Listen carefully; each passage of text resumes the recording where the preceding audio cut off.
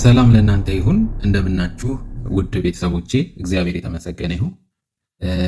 እንግዲህ የጀመርነውን ይህ መንፈሳዊ ውጊያ ከጋሽ ዶክተር መለሰ ወጉ መጽሐፍ የጀመርነውን እንቀጥላለን ዛሬ ማለት ነው። እሺ ጸልየን እንጀምራለን። እግዚአብሔር አባታችን ሆይ በናዝሬቱ በጌታ በኢየሱስ ክርስቶስ ስም እዚህ ስላደረስከን እናመሰግንሃለን። መንፈስ ቅዱስ ሆይ በኢየሱስ ክርስቶስ ስም አስተምረን። ቀሪውን ሰዓት ጊዜ ሁሉ ለአንተ ሰጠን። በወደድከው ባከበርከው በልጅ በኢየሱስ ክርስቶስ ስም። እሺ እግዚአብሔር የተመሰገነ ይሁን። እንግዲህ ምዕራፍ 7 ደርሰናል። ሰይጣንን የምናሸንፍበት ዘዴ እንወቅ ነው የሚለው። ምንድን ነው የሚለው ርዕሱ? ልድገምላችሁ።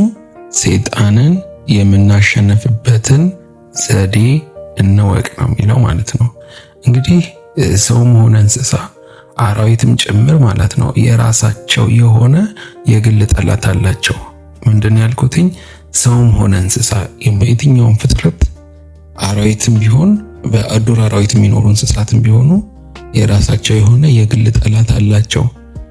ለምሳሌ ከአውሬዎች መኖሪያ አካባቢ ጫካ ውስጥ ሄደን በአይናችን ብንቃኝና ብንመለከት ማለት ነው አንዳንድ አውሬዎች ጎንበስ ብለው ሳር ሲግጡ ወይም ደግሞ በተለይ ስፔሻሊ ደግሞ በተለየ ሁኔታ ደግሞ የሚጠጣ ቦታ ሄደው ውሃ ለመጠጣት ሲፈልጉ እና ሄደው ውሃ ለመጠጣት ጎንበስ ሲሉ ወይ ምግባቸው ሊበሉ ብቻ ሲዘናጉ የጠላቶቻቸውን መኖርና አለመኖር ለማወቅ ወዲያው ቀና ብለው ይቃኛሉ። አካባቢውን አስቀድሞ ዙሪያቸውን በአይናቸው እንዴት እንደሚቃኙ እናያለን ማለት ነው። ለምንድን ነው ዝም ብለው ጎንበስ ብለው ዝም ብለው ጠጥተው ዝም ብለው ሳራቸውን ግጠው የማይኖሩት? ምክንያቱም ጠላቶቻቸው ከጀርባ ድንገት ብቅ ብለው ወይ ከውሃ ውስጥ እንኳን ለምሳሌ ውሃ ሲጠጡ ወይ አዞ ወይ ደግሞ አንበሳ ሆን ብሎ ጠላቶቹ እዛ ውሃ ሊጠጡ ሲሉ ወይ እያንዳንዱ እንስሳ ውሃ ሊጠጣ ሲመጣ እዛ ጋር አድብቶ ይጠብቀዋል። ምክንያቱም ውሃ ምን ጊዜ እንደሚጠማው ስለሚያውቅ ያ ጠላቱ ማለት ነው። ስለዚህ አንዳንዶች ጠላቶቻቸው ገና ከሩቅ ሲመጡ የሚያውቁበት የተፈጥሮ ችሎታ አላቸው። ማለት በቃ ወዲያው ንቁ ናቸው። ከርቀት አይተው ቶሎ ብለው ወይ ደግሞ ሽታቸው ወይ ድምጻቸውን ሲሰሙ ወዲያው ምን ያደርጋሉ? የሚያውቁበትና የጠላቶቻቸው መቃረብ እያወቁ ደግሞ በተቃራኒ በግዴለሽነት ለአንድ ደቂቃ ቢዘገዩ እዛ ቦታ ላይ ፈጣን በሆነ ጠላቶቻቸው እንደሚበሉ ስለሚያውቁ የጠላቶቻቸውን መምጣት ገና ከሩቅ ሲያዩ ከዚህ አካባቢ ፉጎ ብለው ይጠፋሉ፣ በፍጥነት ይጠፋሉ ማለት ነው። አለበለዚያ በጠላት እጅ ወድቀው ከመበላት ወደ ኋላ አይሉም ማለት ነው። እንግዲህ ይህንን ያነሳ ነው ምንድነው እኛም ክርስቲያኖች የግል ጠላት አለን። ምንድነው እሱም በጣም ፈጣን የሆነው ሰይጣን ነው። በቃ ካገኘ ወዲያው ብድግ አድርጎ ልክ ደካማ ለምሳሌ ውሃ የሚጣማቸው እንስሳቶች መቼስ ውሃ ሳይጣማቸው አይኖሩም ብሎ ስለሚታሰብ አይደል ጠላቶቻቸው እዛ ቦታ አድፍጠው የሚጠብቁት። ሰይጣንም የሰውን እንቅስቃሴ እያየ የሚደክምበትን ቦታ አይቶ ያንን ቦታ ወዲያው ምን ሊያደርግ ይፈልጋል? ሊያጠቃ ይፈልጋል። ያው በባለፈው ጥናቶቻችን ሰይጣን ዋናው የሚያጠቃው ምንድነው? ሐሳባችንን አይደል ያለው አእምሮአችን ውስጥ ያለው ሐሳባችንን ካጠቃ ሌላው ነገር በሙሉ ይበላሻል ብለናል። በዛው ልክ ደግሞ የሚገርማችሁ የሰው ሐሳብ በጣም ፈጣን ነው። ከዛ አሁን ሊገባበት ከሚፈልገው ሐሳብ በፍጥነት መውጣት ይችላል ማለት ነው። ልክ እንደነዛ እንስሳ ወዲያው ያንን ሐሳብ ሁኔታውን መጨረሻውን ገምቶ ወዲያው ከዛ ሐሳብ ምክንያቱም ምን ውስጥ ሊከተው እንደሚችል ያንን ሐሳብ ስለሚያውቅ ከዛ ሐሳብ ወዲያው ዘሎ መውጣት ይችላል ማለት ነው። ስለዚህ ሰዎች በዚህ ዓለም እስካሉ ድረስ የማይለያቸው ሁልጊዜ ጠላት አላቸው ማለት ነው። ሁልጊዜ ነቅተው የሚጠብቃቸው ማለት ነው።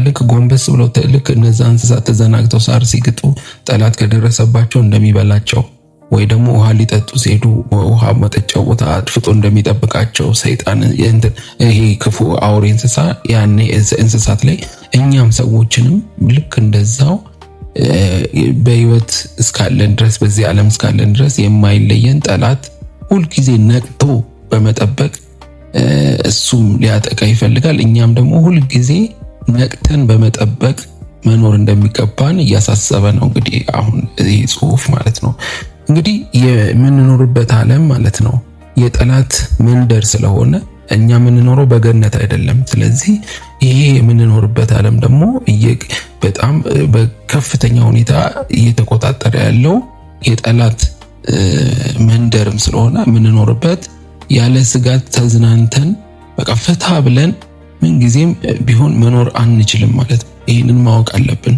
የምንኖረው በገነት እግዚአብሔር ባለበት ጥበቃው ሙሉ ለሙሉ 100% በሆነበት አይደለም። ነገር ግን በጠላት ኤሪያ ነው። ይህ ዓለም በክፉ ተይዟል። በክፉ የተያዘ ዓለም ውስጥ ስንኖር ጠላት የትኛውን ቦታ ሊያገኝ ይችላል። ስለዚህ ያለ ስጋት በቃ ፈታ ብለን ዘና ብለን የምንኖርበት ዓለም አይደለም ያለንበት ዓለም። ተዝናንተን ምን ጊዜ መኖር አንችልም። ይህንን በደንብ አድርገን ማወቅ አለብን። ስለዚህ በጠላታችን ላለመጠቃት ሁል ጊዜ ነቅተን መጠበቅ አለብን። ሁል ጊዜ ኤኒ ታይም ኤኒ ፕሌስ፣ የትኛውን ቦታ የትኛውን ጊዜ ማለት ነው። ሌላው ቀርቶ ማለት ነው ሰዎች ሲሰሩ ሲዝናኑ ሲጫወቱም ቢሆን ማለት ነው ይህንን አደገኛ የሆነውን ጠላታቸውን ችላ ሊሉት አይገባም። ትዝ ይላችኋል ዳዊት እስቲ ትንሽ ከጦርነት አረፍ ልበል ሲል ያቺን እረፍት ተጠቅሞ ሰይጣን እንዴት አድብቶ በዛች ሴት እንደጣለው ማለት ነው። ስትታጠብ ገላዋን አያት፣ ወዲያው በቃ ወደቀ። አያችሁ ትንሽዬ እንኳን ለዝናና ብሎ ትንሽ እስቲ አረፍ ልበል አርጅቻለሁ ሸምግያለሁ ቢል ሽምግልና ድረስ አይለይም ሰይጣን ማለት ነው። ወደ ትልቅ ሰው ሆኛለሁ አሁን እንኳን በቃ ትንሽ ከጦርነት ሸመገልኩ እንዳልሞት ምናምን ብሎ እስቲ ጦርነቱን አረፍ ሲሉት እኮ ነው እሱ በዛ እድሜው እንኳን ጠላት በቃ በህይወት እስካለን ድረስ ጠላታችን ምን ጊዜም አድብቶ ይጠብቃል። ሰው እንኳን የእግዚአብሔርን ስራ እንኳን ይሄ ዓለም የሚጠላውን ስራ ለመስራት አይደለም ሰው ሲነሳ እንዲሁ እንኳን ሳይሰራ ሲዝናና ሲጫወት እንኳን ፈታ ልበል እንኳን ቢል አደገኛ የሆነው ጠላቱ ችላል ሲል አይታይም። ጠላትን ችላ ማለትም አይገባውም። ስለዚህ ይሄ ሰይጣን እጅግ በጣም ፈጣን ስለሆነ አስቀድመን ተዘጋጅተን ካልጠበቅ ነው በህይወታችን የትኛውም ሰዓት ላይ ከፍተኛ ጥቃት ሊያደርስ እንደሚችል የትኛውንም ደቂቃ አጋጣሚ መጠቀም እንደሚፈልግ መንቃት አለብን። እዚህ ጋርማ አያጠቃንም ብለን አናስብም። አሁን ዳዊት ጠላት የሚያጠቃው ጦር ሜዳ መስሎት ነበር። ነገር ግን እዛው ቤተ መንግስት ውስጥ ራሱ ሲያጠቃው እናያለን። ማለት እዚህ ጋርማ አያጠቃንም የምንለው ቦታ አይኖረንም ማለት ነው።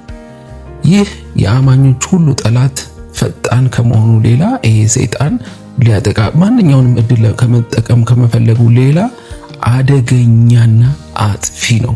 ወዲያው እንዳገኘ በቃ አደገኛ ነው። በጣም በጣም ክፉ ነው ማለት ነው። ሚራራ አይደለም፣ ምንም ርህራሄ የለውም።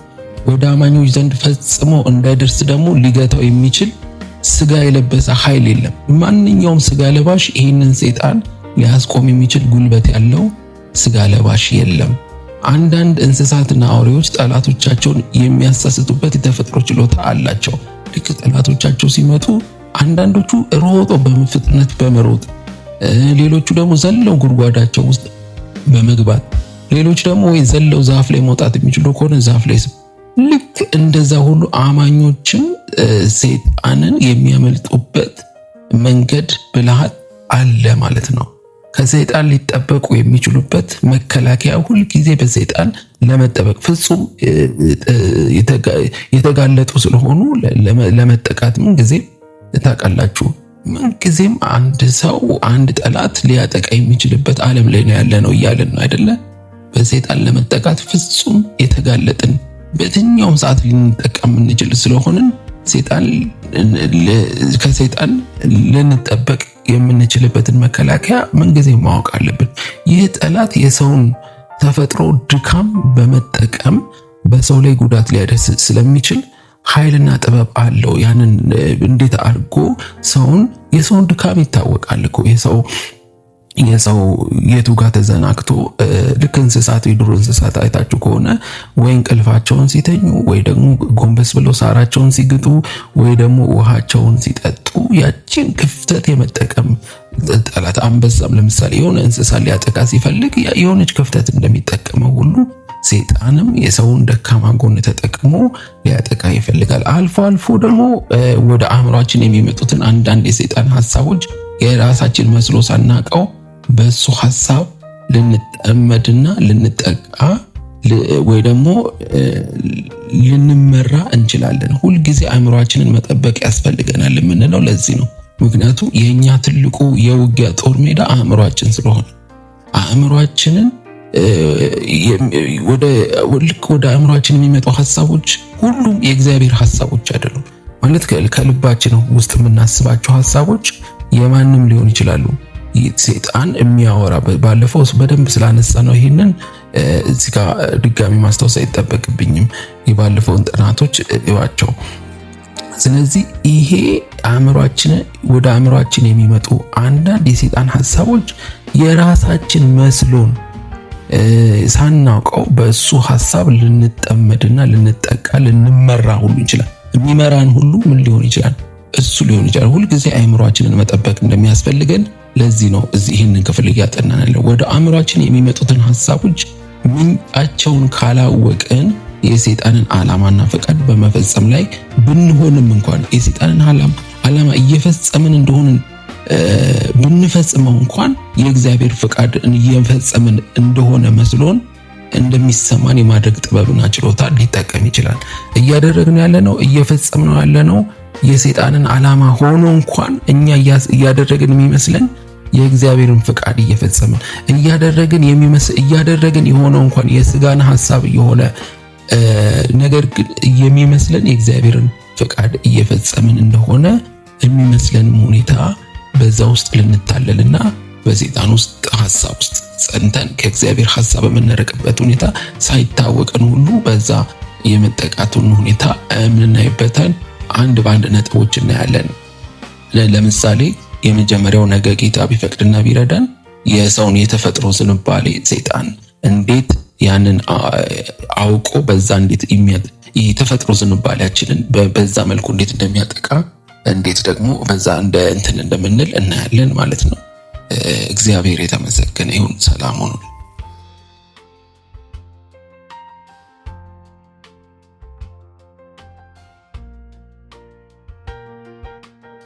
እስከዚህ ድረስ ያደረሰን ጌታ ስሙ የተባረከ ይሁን። የምንኖርበት ዘመን ሰይጣን እንቅስቃሴው እንዴት ነው፣ አሰራሩ እንዴት ነው ብለን በተለይ እኛ ውጊያ አለብን። ሁላችንም ውጊያ ውስጥ ነው ያለነው። እንዴት የተኛን ሰዎች አይደለንም፣ ውጊያ ላይ ነው ያለነው። በጣም ነቅተን መንቀሳቀስ ባለብን ሁኔታ እንድንንቀሳቀስ እግዚአብሔር ይህንን ትምህርት እንድንማር እድል ሰጥቶናል። መንፈሳዊ ውጊያ በሚል በዶክተር መለሰ ወጉ እግዚአብሔር ዘመናቸውን፣ ህይወታቸውን፣ ኑሯቸውን፣ ትዳራቸውን፣ ልጆቻቸውን፣ አገልግሎታቸውን፣ ሁሉ ነገራቸውን በጌታ በኢየሱስ ስም እግዚአብሔር ዶክተር መለሰ ወጉን ይባርካቸው፣ ጸጋውን ያብዛላቸው። እናንተም እዚህ ጋር እያዳመጣችሁ ያላችሁ ወንድም እህቶች በጌታ በኢየሱስ ስም እግዚአብሔር ይባርካችሁ፣ ጸጋውን ያብዛላችሁ። ጌታ ከእናንተ ጋር ይሁን። በነገር ሁሉ በኢየሱስ ስም ተባርካችሁ ለበረከቱ ነው። አደራ በጌታ ፍቅር መላችሁ ሰብስክራይብ፣ ሼር፣ ላይክ፣ ኮሜንት ብታደርጉ ለብዙዎች ጋር መድረስ ይችላል። ሼር አድርጉት። ላይክ በማድረግ ሌሎች ጋር መድረስ ይችላል። በተረፈ ግን እኔንም እግዚአብሔር ስለረዳኝ በእውነት እግዚአብሔርን ከልቤ አመሰግናለሁ። የረዳኝ አምላኬን አመሰግነዋለሁ። እናንተንም ጌታ ባላችሁበት ቦታ በጌታ በኢየሱስ ስም ባርኮ ለበረከት ያድርጋችሁ። በጌታ በኢየሱስ ስም በዚህ ትምህርት እግዚአብሔር በብዙ እያነቃኝ እንደሆነ አምናለሁኝ። ሁሉ ደግሞ ሲሆን ክብሩ ተጠቅልሎ ለሱ ለእግዚአብሔር ይሁን። ኢየሱስ ክርስቶስ ጌታ ነው። ዶክተር መለሰ ወጉንም ባሉበት ቦታ እግዚአብሔር በኢየሱስ ስም ይባርካቸው። እግዚአብሔር ሆይ እናመሰግናለን። በጌታ በኢየሱስ ክርስቶስ ስም ጌታ በቅርብ ይመጣል። ኢየሱስ ጌታ ነው። እግዚአብሔር የተመሰገነ ይሁን።